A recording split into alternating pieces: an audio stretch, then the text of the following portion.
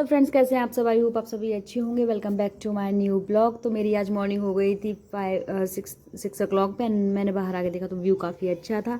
और अगर आपने मेरे चैनल को लाइक नहीं किया तो लाइक करें, सब्सक्राइब नहीं किया तो सब्सक्राइब करें और मेरी वीडियो में एंड तक बने रहें। देन उसके बाद मैं आ गई थी अंदर, क्योंकि बेटे को स्कूल जाने में काफ़ी टाइम था, तो मुझे लगा कि थोड़ा सा अपना टाइम को यूटिलाइज़ करती हूँ। तो मैं यहाँ पे अपनी स्टडी टेबल पर आ गई थी एंड मैंने यहाँ पर आकर के मॉर्निंग में, क्योंकि इतना टाइम नहीं था, इट्स ओनली 20 to 25 मिनट्स मिलने वाले थे मुझे। तो फिर मैंने क्या करा कि कोई नया टॉपिक स्टार्ट करने से बेटर है कि जो पढ़ा हुआ है उसको रिवाइज़ कर लेते। तो जो मैंने कल पढ़ा था ना, मैंने वो सारा का सारा रिवाइज़ किया, रिवीजन लिया।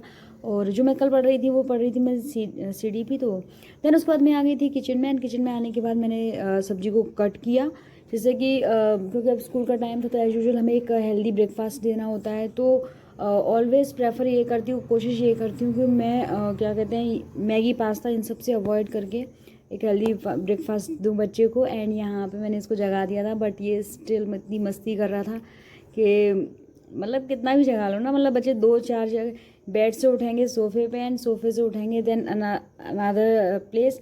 तो ऐसे करते हैं। तो काफ़ी टाइम, मतलब यूँ मान लो कि मेरा आधा घंटा तो सिर्फ उसको बेड से और ब्रश टीथ कराने तक में लग जाता है। एंड यहाँ पे मस्ती कर रहा था और इनकी फाइनली गुड मॉर्निंग हो गई थी। देन उसके बाद मुझे एक ब्रेकफास्ट भी बनाना था, जो कि हस्बैंड के लिए भी बनाना था एंड सबके लिए बनाना था। तो यहाँ पे कुछ ब्रेड रखे हुए थे, तो मैंने सोचा क्यों ना उसकी मैं सैंडविच बना देती हूँ। एंड लंच के लिए तो मुझे पराठा और सब्जी बनाना ही था। तो फिर मैंने यहाँ पे एक लंच के लिए सैंडविच बना दिया था। एंड मैंने भी खाया थोड़ा सा, क्योंकि मुझे भी एनर्जी की बहुत ज़रूरत थी। देन उसके बाद मैं आ गई थी फिर से अपनी स्टडी टेबल पर, क्योंकि एज यूजुअल अभी 3 से 4 घंटे मुझे मिल गए थे। तो इन 3-4 घंटों में मैंने सोचा कि क्यों ना फिर से अपना एक स्टडी की जाए, जिससे कि ज़्यादा से ज़्यादा जो सिलेबस है वो कवर हो जाए। एज़ यूजुअल जो मेरा जो टाइम है, नेवर नो, मतलब ये चीज़ किसी को पता नहीं होती है, बट स्टिल हम तो जो डॉक्टर ने जो डेट दी है उस डेट के अकॉर्डिंग अगर मैं बात करूँ तो it's only 13 days left according to the date.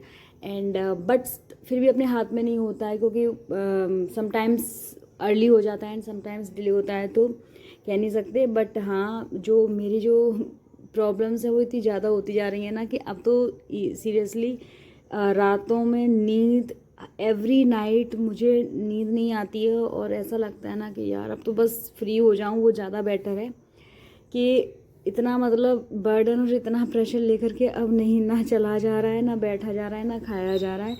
बहुत ज़्यादा लेवल पे कॉम्प्लिकेशंस हो रहे हैं। एंड पता नहीं अब जल्दी से जल्दी कभी कितना टाइम और लगेगा। 10 days 12 days तो मिनिमम लेके चले ही चलें according to the date. And यहाँ पे फिर मैंने क्या, एक लाइफ, स्त्री के लाइफ में इतनी प्रॉब्लम्स होती हैं ना कि उनको सफ़र करते करते ना हम थक जाते हैं कभी कभी। तो बहुत मुश्किल होता है अपने आप को बिल्डअप करना, बहुत मुश्किल होता है अपनी लाइफ में कोई भी डिसीजन लेना एंड उस डिसीजन को फॉलो करना, क्योंकि फॉलो करना सबसे बहुत ज़्यादा लेवल पे प्रॉब्लम हो जाती है।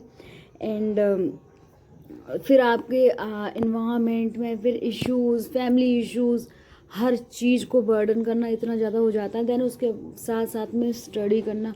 एक बार रीस्टार्ट तो हम कर लेते हैं, लेकिन हर एक चीज़ ना रीस्टार्ट जब हम करते हैं ना तो उसके पीछे इतनी सारी चीज़ें होती हैं ना कि वो एक अंदर से अपने आप को ना हमेशा मोटिवेट रखें। क्योंकि अगर आपने स्टार्ट किया है, अगर अपने लिए कुछ सोचा है ना, तो कभी गिव अप मत करना। इतना तो मैं भी जान गई हूँ कि जब मैं इतना यहाँ तक इस लेवल तक पहुँची हूँ ना, तो बस मैं अब ना गिव अप नहीं करना चाहती। मैं ये चाहती हूँ कि जितना भी होता है ना मुझसे, मैं उतना दे लूँ, 100% दे लूँ। अगर मैं डेली खा रही हूँ, मैं डेली पी रही हूँ, या जो भी मेरी शेड्यूल जो भी चल रहा है, लाइफ स्टाइल जो भी चल रहा है, अगर ये सारी चीज़ें चल रही है ना, तो मेरी पढ़ाई भी उतनी ही लेवल पे चलनी चाहिए।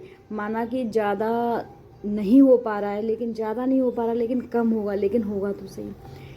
तो बस यही है कि एक सिलेक्शन लेने की एक जिद हो गई है, एक जॉब लेने की एक जिद हो गई है, अपने लिए कुछ सोचने की एक जिद है, इसलिए मैं नहीं रुक रही हूँ, बस कंटिन्यू अपने लगी हूँ।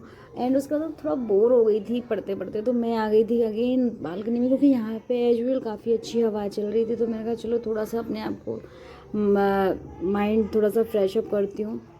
देन उसके बाद कुछ और देखा जाएगा। And thank you for watching my video. मिलते हैं नेक्स्ट वीडियो में, तब तक के लिए जय माता दी। और यहाँ पे एज यूजुअल बच्चे के स्कूल टाइमिंग भी हो गया था, तो बेटा भी आने वाला था।